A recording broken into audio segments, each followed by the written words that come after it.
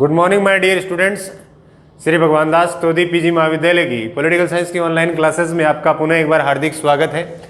Previous class में अपन चर्चा कर रहे थे ब्रिटेन के संविधान को लेकर के, और उस समय अपन ने चर्चा की थी राजमुकुट और सम्राट के मध्य जो अंतर है बेसिकली उसको अपन ने समझने का प्रयास किया था। लेकिन अपन ने ये भी देखा था, मैंने आपको ये भी बताया था कि ये जो सम्राट और राजमुकुट के बीच जो अंतर है वो कब से प्रारंभ हुआ। क्या ब्रिटिश संविधान के प्रारंभ से ही, जब अपन उसके विकास के चरणों को पढ़ते हैं उस समय से ये अंतर प्रारंभ हुआ था, या अपन जब इसके विकास चरण को जब और आगे ले जाकर के अध्ययन करते हैं तो क्या इसके मध्य जो भाग था उसमें ये इस प्रकार का जो अंतर है वो अपने को दिखाई देता है। तो मैंने आपको बताया था कि ब्रिटेन के इतिहास में जब अपन 1688 की गौरवपूर्ण क्रांति का जब अध्ययन करते हैं तो अपन पाते हैं कि ये एक महत्वपूर्ण घटना थी जहां से ब्रिटिश शासन व्यवस्था में एक बहुत बड़ा बदलाव जो है वो अपने को देखने को मिला था। और 1688 की जो गौरवपूर्ण क्रांति थी, इस गौरवपूर्ण क्रांति के परिणाम स्वरूप वहां किस प्रकार का बदलाव जो था वो अपने को देखने को मिला था। तो मैंने बताया था कि 1688 गौरवपूर्ण जो क्रांति थी उससे पहले जो सम्राट की जो शक्ति थी, यथार्थ संपूर्ण जो शक्ति का जो केंद्र था, संपूर्ण शक्तियों का जो स्रोत था वो सम्राट ही होता था। अर्थात सम्राट की शक्तियां निरंकुश थी, वो जैसा चाहे वैसा निर्णय ले सकता था, उस पर किसी प्रकार का कोई प्रतिबंध नहीं था। लेकिन इस गौरवपूर्ण क्रांति के बाद सम्राट की जो शक्तियां थी वो किसके अधीन कर दी गई थी? संसद के अधीन कर दी गई, संसद के अधीन कर दी गई थी।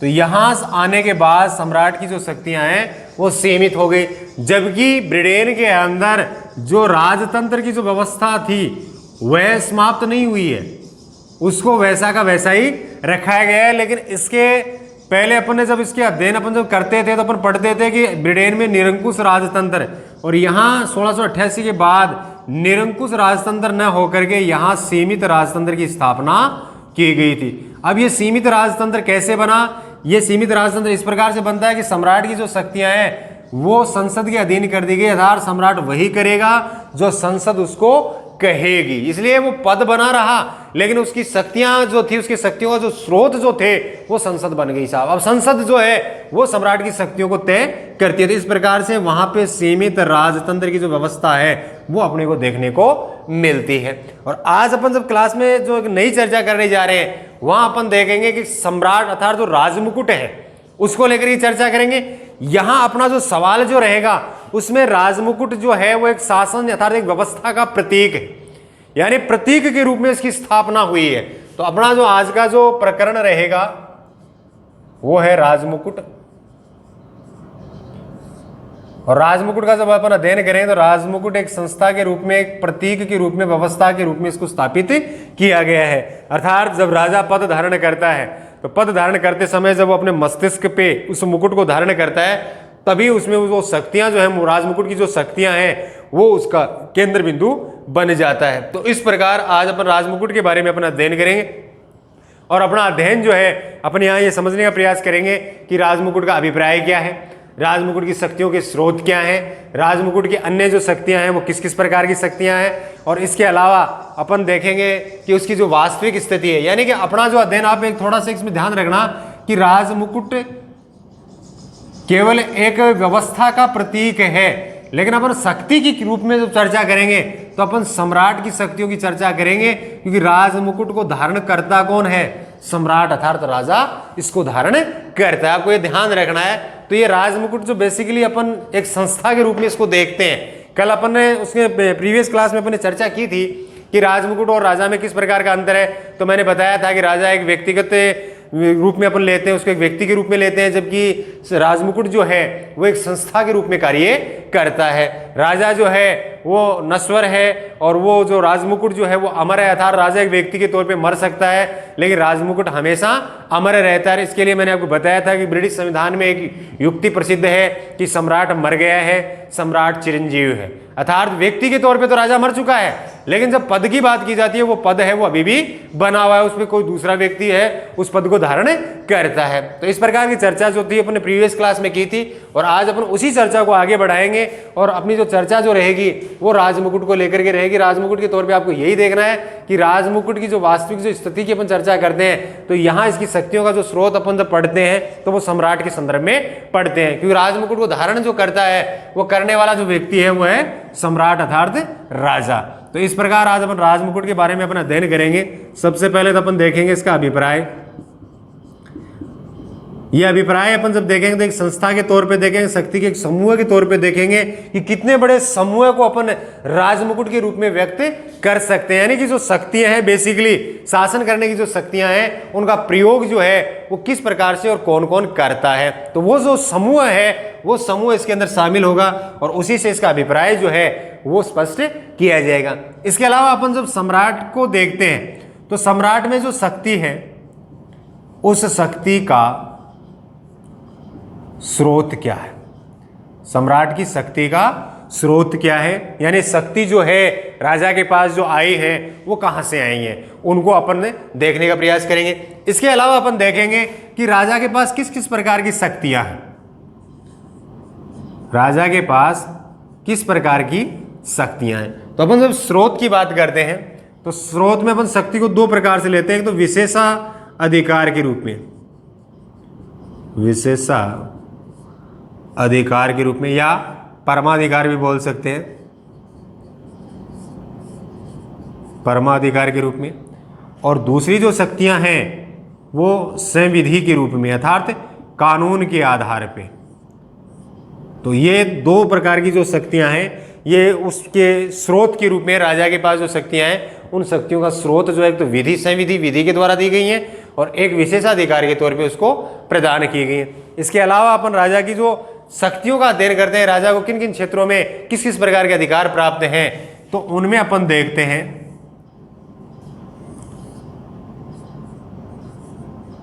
कार्यकारिणी, और कार्यकारिणी को आपको समझना है कार्यपालिका के रूप में, कार्यपालिका शक्ति के रूप में।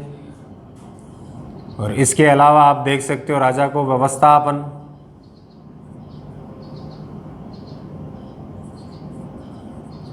व्यवस्थापन शक्ति, इसके अलावा न्यायिक शक्ति, और एक और जोड़ सकते हो आप इसमें धार्मिक क्षेत्र में भी कुछ अधिकार दिए गए हैं राजा को। ब्रिटेन के अंदर चर्च वगैरह की जो शक्तियां हैं उनका जो केंद्र है, उनकी जो नियुक्तियां है, चर्च के प्रमुख जो पदाधिकारी हैं उनके संदर्भ में, तो ये धार्मिक अधिकार क्षेत्र में भी अपन इसको देख सकते हैं। इसके अलावा अपन को एक जो महत्वपूर्ण चीज है ब्रिटेन के संविधान में वो ये देखना है कि वहाँ का जो भी राजा और जो भी रानी है उसकी वास्तविक स्थिति है क्या, यानी यहाँ अपन ये प्रयास करेंगे कि उसकी वास्तविक स्थिति जो है वो किस प्रकार की, वास्तव में क्या वो एक राजा होने के नाते सर्वशक्तिमान है या केवल और केवल नाम मात्र के रूप में ही उसे एक सम्राट के तौर पे देखा जाता है, वह व्यवहार में ऐसा कुछ नहीं करता है। तो इस प्रकार की जो स्थिति है उसकी जो वर्तमान जो स्थिति है उसका अध्ययन जो है वो अपन यहाँ पे करेंगे। तो सबसे पहले अपन जब अभिप्राय की बात करते हैं कि राजमुकुट का क्या अभिप्राय है, तो यहाँ राजमुकुट जो है वो एक शासन का प्रतीक है। सबसे पहली चीज आपको क्या समझनी है कि राजमुकुट एक शासन का प्रतीक मात्र है, और यहाँ जो संपूर्ण शासन की जो व्यवस्था है उस व्यवस्थापन में जितनी भी शक्तियां कार्य करती हैं उन संपूर्ण शक्तियों का जो स्रोत अर्थात जो केंद्र है वो राजमुकुट है। इसके अलावा उन शक्तियों का जो प्रयोग किया जाता है उसमें अपन कह सकते हैं कि सर्वाधिकारवादी जो कार्यपालिका है, संपूर्ण अधिकारों से परिपूर्ण कार्यपालिका, और उसी कार्यपालिका में मंत्रिमंडल भी आ जाता है, उसी कार्यपालिका में प्रधानमंत्री भी आ जाता है, उसी कार्यपालिका में राजा भी आ जाता है, क्योंकि सभी के सभी उसी कार्यपालिका के पार्ट के रूप में कार्य करते हैं। और जब अपन कार्यपालिका का अध्ययन करते हैं तो कार्यपालिका जो होती है वो व्यवस्थापिका के तौर पे देखी जाती है, क्योंकि व्यवस्थापिका का जब अपन अध्ययन करते हैं तो उसमें शासन के जो 3 अंग आते हैं, व्यवस्थापिका, कार्यपालिका और न्यायपालिका जो होती है, ये तीनों अंग मिलकर के वहां की व्यवस्थापिका का निर्माण करते हैं। तो इस प्रकार ब्रिटेन की जो व्यवस्थापिका है उसको संसद कहा जाता है। तो इनका जो संपूर्ण जो रूप है जिसमें व्यवस्थापिका, कार्यपालिका और न्यायपालिका, ये संपूर्ण समूह उसी के अंदर आ जाता है। और ये संपूर्ण समूह है वो राज मुकुट के रूप में ही हमें एक शक्ति के रूप में, उसकी शक्ति के संग्रहण के रूप में दिखाई देता है। इसलिए आपको केवल और केवल ये समझने का प्रयास करना है कि राजमुकुट और सम्राट के अंतर की चर्चा की जाती है। ये अंतर तो प्रारंभ हुआ था 1688 में, जब सम्राट का जो पद, जो पहले सम्राट संपूर्ण शक्तियों से परिपूर्ण था, उसके बाद सम्राट की शक्तियों को सीमित किया गया और 1689 के अंदर एक अधिकार पत्र अधिनियम बनाया गया, जिसके आधार पे सम्राट की संपूर्ण शक्तियां जो थी वो संसद के अधीन कर दी गई थी। यानी अब सम्राट जो भी कार्य करेगा, जो भी सम्राट जो आदेश देगा, वो सारे के सारे आदेश जो है वो संसद के द्वारा उसे ऐसा आदेश दिए जाएंगे, मंत्रियों के द्वारा वो कार्य किए जाएंगे। तो इस प्रकार उसकी स्थिति जो थी वो संसद के अधीन हो गई थी। तो यहां से अपन जब ये अध्ययन यहां से करते हैं, उसके बाद सम्राट और राजमुकुट में एक अंतर नजर आता है। क्योंकि अब संसद भी क्या है, संसद की जो स्थिति है वो भी पहले की बजाय अब प्रभावशाली हो चुकी है। क्योंकि संसद जो है वो राजा को नियंत्रित करने लग गई है। जो एक सबसे बड़ा पद था ब्रिटेन के अंदर, उस पद को भी नियंत्रित करने की जो शक्ति थी वो संसद के पास आ गई है। ऐसी स्थिति में संसद की जो शक्ति का जो केंद्र था या उसका जो दायरा था वो भी धीरे धीरे क्या हो गया है, व्यापक हो गया है। इसलिए संसद भी अब एक अध्ययन के रूप में, संसद भी उस राजमुकुट का एक पार्ट बनती गई, उसका पार्ट जो है उस पार्ट के रूप में वो भी स्थापित हो गई। तो यहाँ ये राजमुकुट जो है वो संसद, राजा, मंत्री समूह है, यानी जितने भी संस्थाएं जो हैं वो संविधान के अनुसार उसकी शक्तियों की शासन व्यवस्था को नियत करने के लिए जिन शक्तियों का प्रयोग करते हैं, वो सारी शक्तियों का स्रोत जो केंद्र है वो राजमुकुट है। और जब अपन सम्राट का अध्ययन करते हैं तो राजमुकुट के रूप में सम्राट को जब देखते हैं, तो सम्राट जब पद पे बैठता है तो अपने मस्तिष्क पे उस पद जो राजमुकुट है उसको धारण करता है। तो उसके बाद ही राजा जो है वो देश का सर्वे सर्वा बनता है, राष्ट्राध्यक्ष के रूप में कार्य करता है। क्योंकि आपको यह भी देखना है कि ब्रिटेन में संसदीय शासन व्यवस्था है, जिसमें एक राज्य का अध्यक्ष होता है, जिसको अपन राज्याध्यक्ष भी बोल सकते हैं और राष्ट्राध्यक्ष भी बोल सकते हैं, और एक होता है शासनाध्यक्ष। संसदीय जो शासन व्यवस्था का जो रूप होता है उसमें अपन को दोहरी कार्यपालिका जो अपन पढ़ते हैं, उस दोहरी कार्यपालिका में एक राष्ट्र का अध्यक्ष होता है जो राष्ट्र का प्रतिनिधित्व करता है, एक शासनाध्यक्ष होता है जो शासन का प्रतिनिधित्व करता है। आप यहाँ भारत की शासन व्यवस्था को लेकर के भी समझ सकते हैं कि भारत में भी आप जब ये अंतर करेंगे, मैं आपसे ये सवाल करूं कि भारत में जो शासन व्यवस्था का जो स्वरूप है वो किस प्रकार का है। क्या भारत में अध्यक्षात्मक शासन व्यवस्था है, क्या भारत में संसदात्मक शासन व्यवस्था है?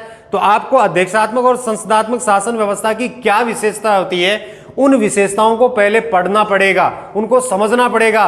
उसी के आधार पे आप उन दोनों व्यवस्थाओं में अंतर कर सकते हैं। मेरे द्वारा कही हुई बात पे आप एक बार यकीन कर सकते हैं, एक बार आप उसको याद रख सकते हैं, लेकिन लंबे समय तक आप अपनी मेमोरी में उस चीज को नहीं रख सकते। क्योंकि जब भी आपके सामने इस प्रकार की परिस्थितियां बनेंगी, आपके दिमाग से वो चीज जो है, वो पहले वाली जो चीज सुनी हुई थी वो स्लिप हो जाएगी। तो ऐसी स्थिति में हमेशा जब आप अध्ययन करते हो तो अध्ययन के साथ आपके साथ एक दो चीजें और जुड़नी चाहिए, ताकि आपका अध्ययन हमेशा स्थायी बना रहे। तो जब आप खुद अध्ययन करोगे कि संसदीय शासन व्यवस्था की क्या विशेषता है, अध्यक्षीय शासन व्यवस्था की क्या विशेषता है, तो आप निश्चित तौर से ये इसका निर्धारण कर पाएंगे कि भारत में किस प्रकार की शासन व्यवस्था पाई जाती है। ब्रिटेन की बात करता हूं क्योंकि मैं ब्रिटेन के संविधान को लेकर की चर्चा कर रहा हूं। तो ब्रिटेन के संविधान में संसदीय शासन व्यवस्था है, और संसदीय शासन व्यवस्था के तौर पर जब देखते हैं तो एक राज्य का अध्यक्ष होता है, एक शासन का अध्यक्ष होता है। जब राज्य का अध्यक्ष कह दीजिए, राष्ट्र का अध्यक्ष कह दीजिए, यहां ये जो प्रतिनिधित्व किया जाएगा वो सम्राट के द्वारा किया जाएगा, और शासन के अध्यक्ष के रूप में अपन चर्चा करेंगे तो यहां जो प्रतिनिधित्व किया जाएगा वो प्रधानमंत्री के द्वारा किया जाएगा। यही बेसिकली एक अंतर होता है उसमें, यानी कार्यपालिका का दोहरा रूप होता है, एक नाम मात्र की कार्यपालिका होती है, एक वास्तविक कार्यपालिका होती है। यही अंतर इसमें देखने को मिलेगा। तो इस प्रकार अपन यहां देखते हैं, इसकी कुछ विशेषाधिकार देखेंगे अब कि सम्राट की जो शक्तियां हैं उसकी शक्तियों के कुछ विशेषाधिकार भी उसको दिए गए। अर्थात सम्राट जो प्राचीन काल की जो परंपराएं थी, उन परंपराओं के आधार पर कुछ ऐसे अधिकार जो सम्राट को दिए गए हैं, जिसके आधार पर अपन देखते हैं कि सम्राट को किसी भी अपराध के रूप में उसको गिरफ्तार नहीं किया जा सकता। दूसरी चीज है कि सम्राट कोई गलती कर ही नहीं सकता है। सम्राट को कुछ इस प्रकार के जो विशेषाधिकार होते हैं, ये एक शक्ति के तौर पे होते हैं, और हर एक जो प्रशासनिक तौर से जो बड़ा पद होता है उसमें उनके कुछ विशेषाधिकार हैं, और इस प्रकार के विशेषाधिकार जो है ब्रिटेन के सम्राट को भी दिए गए। और कुछ संविधि अर्थात विधि बनाकर, कानून बना करके सम्राट के जो अधिकार हैं वो संसद के द्वारा तय किए गए। कुछ को तो संसद ने उसका निर्माण किया है, और कुछ अधिकार ऐसे थे जो लंबे समय से काम ना काम में नहीं लिए गए, ऐसी स्थिति में वो अपने आप क्या हो गए, समाप्त हो गए। और समय समय पे संसद के द्वारा सम्राट के जो अधिकार क्षेत्र है उनको परिभाषित किया जाता रहा। तो ऐसी स्थिति में वो अधिकार जो थे वो संवैधिक थे, अर्थात विधि द्वारा उसको स्थापित किया गया था। तो इस प्रकार की व्यवस्था आ गई। उसके बाद अपन देखते हैं उसकी शक्तियों को लेकर के, और शक्तियों में सबसे पहले आता है इसको से कार्यकारिणी शक्तियां बोल दीजिए या कार्यपालिका शक्ति बोल दीजिए। अब कार्यपालिका के तौर पे अपन जब देखते हैं, यानी कि जब अपन शासन के अंगों की चर्चा करते हैं, शासन के अंग, और शासन के अंग सबसे पहले आता है व्यवस्थापिका, उसके बाद आता है कार्यपालिका, और फिर आता है न्यायपालिका। ये तीन अंग जो हैं वो शासन के तीन अंग माने गए। अब जब अपन व्यवस्थापिका की बात करते हैं तो व्यवस्थापिका के भी दो रूप होते हैं, या तो एक सदनीय व्यवस्थापिका है या द्विसदनीय व्यवस्थापिका है, यानी दो पार्ट हो सकते हैं। तो यहां जब हम ब्रिटेन की चर्चा करें तो ब्रिटेन के अंदर जो व्यवस्थापिका जो है वो द्विसदनीय है, अर्थात उसके दो सदन है। अब ये ब्रिटेन में जो व्यवस्थापिका है, इस व्यवस्थापिका का नाम क्या दिया गया है, वो है संसद। उसकी व्यवस्थापिका को क्या कहा जाता है, संसद ही कहा जाता है। और उसके दो सदन है, इस व्यवस्थापिका के दो सदन है, एक लॉर्ड सभा और दूसरा है कॉमन सभा। लॉर्ड सभा जो है वो उसके उच्च धर्माधिकारी जो हैं उन व्यक्तियों का एक समूह है, और कॉमन सभा जो है वो जनता के द्वारा चुने हुए जो प्रतिनिधि हैं उनका प्रतिनिधित्व यहाँ पे होता है, अर्थात जनता का प्रतिनिधित्व करने वाले लोग जो है वो कॉमन सभा के अंदर उनका प्रतिनिधित्व करते हैं। तो यहाँ ये जो अपन चर्चा करते हैं दो सदन के रूप में लॉर्ड सभा और कॉमन सभा के तौर पे, अब चर्चा आती है कार्यपालिका, अर्थात वास्तविक जब अपन सरकार कहते हैं कि सरकार अपन किसे कहेंगे, वास्तविक रूप से जो सरकार जो होती है वो किसका पार्ट है, कार्यपालिका का। अर्थात व्यवस्थापिका तो केवल और केवल कानून निर्माण का कार्य करती है, कानून बनाने का कार्य करती है, लेकिन वास्तविक जो अपन सरकार की चर्चा करते हैं, सरकार की जिम्मेदारी है कि उन कानूनों का क्रियान्वयन भी वो अच्छी तरीके से करे। तो यहाँ जो कार्यपालिका जो होती है, इस कार्यपालिका में अपन जब जिस वास्तविक सरकार की चर्चा करते हैं, उस सरकार के अंदर अपन प्रधानमंत्री को भी देखते हैं,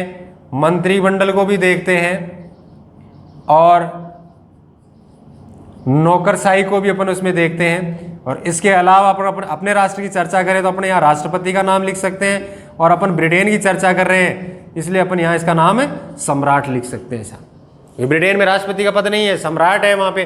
तो ऐसी स्थिति में सम्राट, प्रधानमंत्री, मंत्रिपरिषद, नौकरशाही, ये जो एक समूह मिलता है जो कानूनों का क्रियान्वयन करता है, तो उनको अपन एक सरकार का नाम देते हैं। और तो यहाँ कार्यकारिणी अर्थात कार्यपालिका शक्ति के रूप में देखते हैं, तो यहाँ आप देख सकते हैं कि ये जो सम्राट है, ये सम्राट इसी कार्यपालिका का पार्ट है। तो इस तौर पे ये क्या क्या कार्य कर सकता है, तो आपने पढ़ा होगा भारत के राष्ट्रपति के संदर्भ में भी कि राष्ट्रपति किस किस प्रकार की नियुक्तियां करता है। उसी प्रकार से यहाँ जो सम्राट है वो भी इस प्रकार की नियुक्ति करता है, वो प्रधानमंत्री की नियुक्ति करता है। प्रधानमंत्री की सलाह से वो मंत्रिपरिषद की जो सदस्य हैं मंत्रिमंडल के, उनकी नियुक्ति करता है, उसके परामर्श से करता है सारा कार्य। इसके अलावा जो सम्राट है उसको अपन इस रूप में भी देख सकते हैं कि वो बहुमत प्राप्त जो दल है उसके नेता को प्रधानमंत्री के रूप में उसकी नियुक्ति करता है। और अगर स्पष्ट बहुमत ना मिले तो ऐसी स्थिति में वह अपने विवेक के आधार पे निर्णय लेकर के किसी व्यक्ति को प्रधानमंत्री पे नियुक्त कर सकता है। इस प्रकार का राइट जो है वो उसकी सहविवेक की जो शक्ति है उसमें अपने को देखने को मिलती है, अर्थात उसकी जो विशेष जो शक्ति अपन उसको पढ़ते हैं उसमें भी उसको देख सकते हैं। इसके अलावा अपन देखते हैं व्यवस्थापन शक्ति, अर्थात ये कानून निर्माण की प्रक्रिया के संदर्भ में राष्ट्र के कानून संचालन के लिए जो व्यवस्था है उस व्यवस्था को बनाने के लिए किस प्रकार के कानून की आवश्यकता है उसके रूप में भी यहां अपन देख सकते हैं, किसी विधेयक के संदर्भ में देख सकते हैं। तो ये जो शक्तियां हैं ये व्यवस्थापन शक्ति कहलाती है। राष्ट्र की प्रशासनिक व्यवस्था को सुचारू रूप से संचालित करने के लिए मंत्री समूह को इस प्रकार के आदेश देकर के इस प्रकार की व्यवस्था बनाने के लिए वह मांग कर सकता है। इसके अलावा आता है न्यायिक शक्तियां। तो न्यायिक शक्तियों में जो सर्वोच्च न्यायालय है ब्रिटेन के अंदर 2009 से पहले जो था, जो लॉर्ड सभा जो थी वो एक अपीलीय न्यायालय के रूप में कार्य करती थी। 2009 के बाद ब्रिटेन के अंदर सर्वोच्च न्यायालय की स्थापना की गई है। तो ऐसी स्थिति में जो राष्ट्र सम्राट जो है वो न्यायाधीशों की नियुक्ति भी करता है। न्यायाधीशों की जो नियुक्ति करने का जो कार्य है वो सम्राट के द्वारा किया जाता है। तो यहाँ ये सम्राट की जो नियुक्ति है न्यायाधीशों की वो न्यायिक कार्य में आती है। इसके अलावा क्षमा का जो अधिकार है वो भी इसके पास है यहाँ पे। परामर्श लेने का जो अधिकार है न्यायालय से वो भी इसके पास है। तो इस प्रकार की शक्तियां इसमें देखने को मिलती है।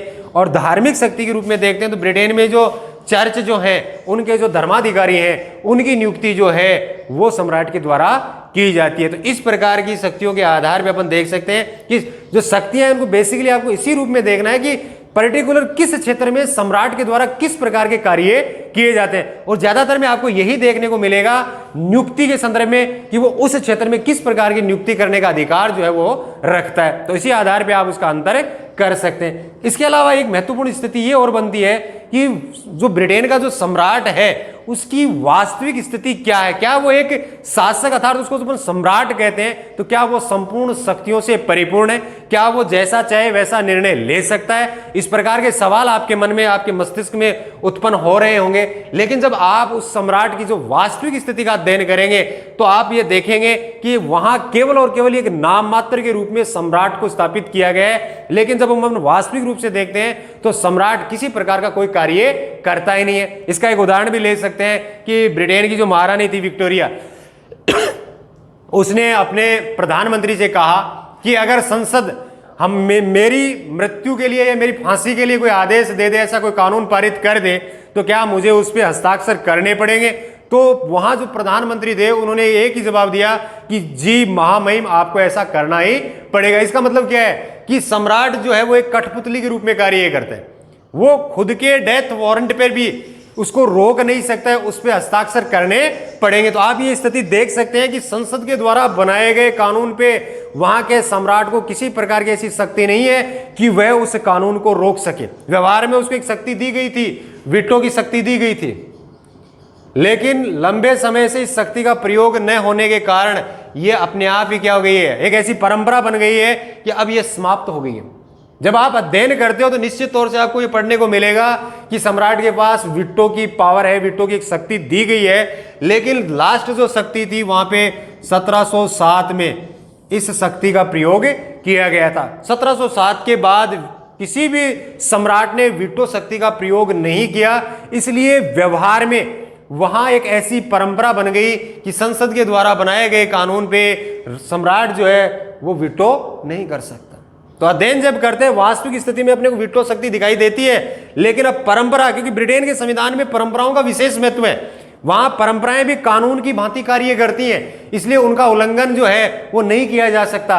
और ये परंपरा ऐसी बन चुकी है वहां पे कि सिद्धांततः वहां पे वीटो की पावर होते हुए भी सम्राट उसका प्रयोग नहीं कर सकता। तो ये वास्तविक स्थिति का जब अपन अध्ययन करते हैं तो अपन इस प्रकार की जो घटनाएं वो देख सकते हैं। एक चीज और आती है कि सम्राट किसी प्रकार की गलती कर ही नहीं सकता। तो भैया सम्राट गलती करेगा कहां से? क्योंकि सम्राट व्यक्तिगत तौर से कोई कार्य कर ही नहीं सकता। सम्राट जो कुछ भी करेगा, सम्राट को जो कुछ भी आदेश होंगे वो उसके लिए राजनीतिक दृष्टि से जो भी मंत्री है, जिस कार्य के लिए सम्राट किसी प्रकार का कोई आदेश दे रहा है उसके लिए वही मंत्री उत्तरदायी होगा, सम्राट उसके लिए उत्तरदायी नहीं होगा। तो इस प्रकार आप देख सकते हैं कि सम्राट की जो वास्तविक जो स्थिति है वो किस प्रकार की है।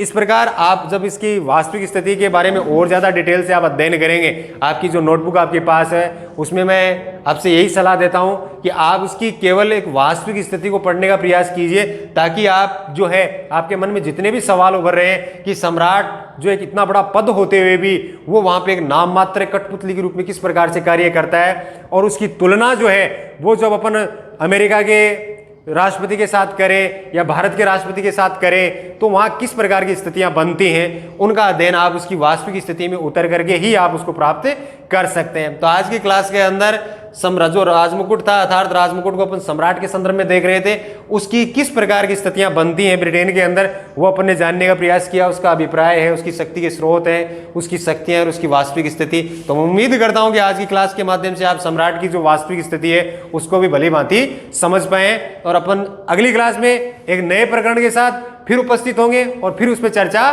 करेंगे। तब तक के लिए धन्यवाद।